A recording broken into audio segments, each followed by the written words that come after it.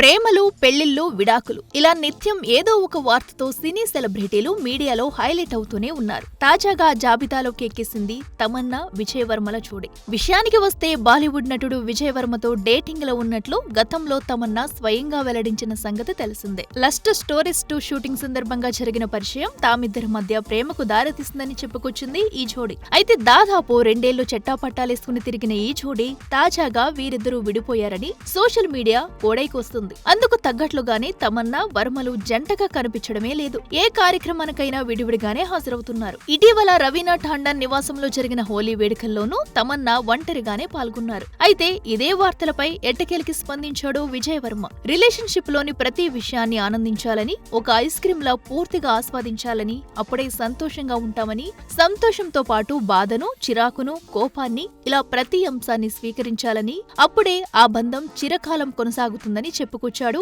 ఈ Bollywood star actor. ఇదే breakup వార్తలపై Tamannaah కూడా ఇటీవల మాట్లాడుతూ రిలేషన్షిప్ లో ఉన్నప్పటికంటే లేనప్పుడు తాను ఆనందంగా ఉన్నానని, ప్రేమను బిజినెస్ లా చూడటం మొదలు పెడితే సమస్యలు తప్పవని, అదే సమయంలో భాగస్వామి సెలక్షన్ లో కూడా జాగ్రత్తగా ఉండాలంటూ తమన్నా కామెంట్స్ చేసిన సంగతి తెలిసిందే. For more videos like this, subscribe Big TV channel.